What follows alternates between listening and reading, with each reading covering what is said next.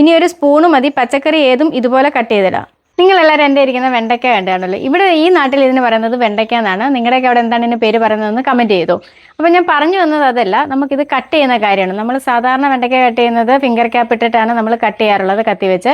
ഇനി എന്തെങ്കിലും ഒരു സാഹചര്യത്തിൽ ഫിംഗർ ക്യാപ്പ് നമ്മുടെ കയ്യിൽ ഇല്ല എങ്കിൽ നമുക്കിത് കട്ട് ചെയ്യണം. ചിലർക്കാണെങ്കിൽ അതില്ലെങ്കിൽ കട്ട് ചെയ്യുന്ന കാര്യം വളരെ ബുദ്ധിമുട്ടാണ്. വെച്ചാൽ പേടി വരും, കൈ മുറിയും എന്നൊരു പേടി കാണും. അപ്പം എന്നെ സംബന്ധിച്ചാലും എനിക്ക് പേടിയാണ്. ഇത് ഫിംഗർ ക്യാപ്പ് ഇല്ലെങ്കിൽ ഞാൻ അധികം കട്ട് ചെയ്യാറില്ല, അല്ലാതെ എങ്ങനെയും വെച്ചാണ് കട്ട് ചെയ്യുന്നത്.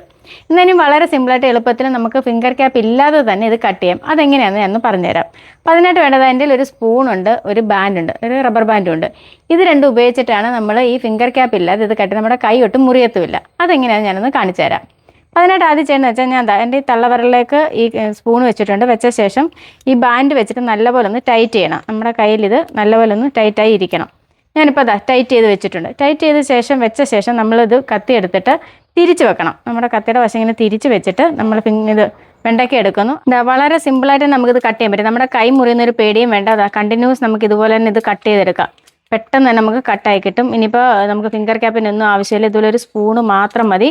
അതുപോലെ തന്നെ ഒരു ബാൻഡും മതി. നമുക്ക് ഏത് അളവ് വേണമെങ്കിലും കട്ട് ചെയ്യാം. ഞാനിപ്പോൾ ജസ്റ്റ് ചുമ്മാ ഒന്ന് കട്ട് ചെയ്യുന്നതുകൊണ്ടാണ് ഇത് പല ഷേപ്പിലായിട്ട് വരുന്നത്. അല്ലെങ്കിൽ നല്ല രീതിയിൽ തന്നെ ഇത് കട്ടായി വരും. അപ്പോൾ ഇത് ഉപയോഗിച്ച് നമുക്ക് വെണ്ടയ്ക്ക മാത്രമല്ല വീട്ടിലുള്ള ക്യാരറ്റ് ആയാലും ബീൻസ് ആയാലും പയറായാലും ഒക്കെ ഇതുപോലെ തന്നെ സിമ്പിളായിട്ട് അരിഞ്ഞെടുക്കാം. സിമ്പിളായിട്ട് അരിഞ്ഞെടുക്കാൻ ഞാൻ ഉദ്ദേശിച്ചത് തന്നെ നമ്മുടെ കൈ മുറിയാതെ കട്ട് ചെയ്തെടുക്കാമെന്നാണ്. ഫിംഗർ ക്യാപ്പ് ഇല്ലാത്ത സാഹചര്യം വരുമ്പോൾ കൈ മുറിയാതെ ഇതുപോലൊരു സ്പൂൺ വെച്ച് കഴിഞ്ഞാൽ നമുക്ക് ജസ്റ്റ് കട്ട് ചെയ്തെടുക്കാം. അപ്പോൾ എല്ലാവരും ഇതൊന്ന് ചെയ്ത് നോക്കി. അതൊരു ബാൻഡ് ഇട്ട് കയ്യിലും ചുറ്റി വെച്ച് കഴിഞ്ഞാൽ നമുക്ക് പേടിക്കേ വേണ്ട. ജസ്റ്റ് ഇങ്ങനെ കത്തി തിരിച്ച് വെച്ച് കട്ട് ചെയ്താൽ മതി. എല്ലാവരും ഒന്ന് ട്രൈ ചെയ്ത് നോക്കാം. എല്ലാവർക്കും ഇത് ഉപകാരപ്പെടും. ഉപകാരപ്രദമായ മറ്റൊരു വീഡിയോ ആയിട്ട് വീണ്ടും കാണാം.